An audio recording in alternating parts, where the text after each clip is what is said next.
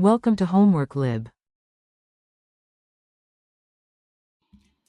Hi, so here we're going to identify acid bases and salts in three different processes. For the first one, let's go ahead and look for the chemistry behind the manufacturing of concrete and cement. So for concrete, in order to generate concrete, we're going to have, first of all, we have calcium carbonate, which is going to be a salt. When we add heat into it, we're going to generate calcium oxide plus CO2.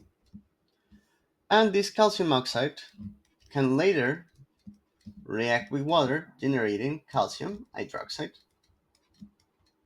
which in this case, this is going to be a base. For the second case is the prevention and treatment of scurvy. So what do you need to treat scurvy and to prevent it is vitamin C, which is nothing but ascorbic acid. So this is, as its name says, this is an acid. And finally, for the manufacturing of chloroform,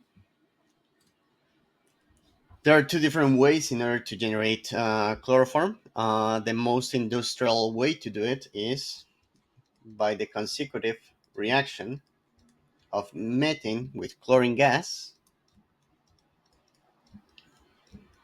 producing in each of the steps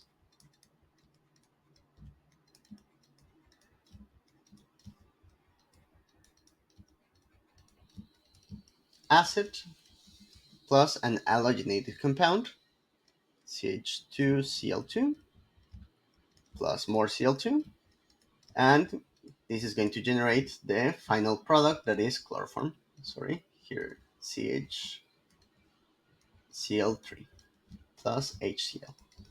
So in all of these cases, for the reaction, we're going to have an acid being generated. The other way to generate chloroform in a lab condition is using the alloform reaction. For the alloform reaction, what we're going to get is sodium hypochlorite,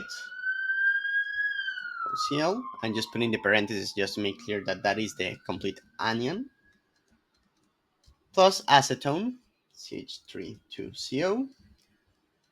It is going to generate CHCl3 plus sodium hydroxide, which is a base, plus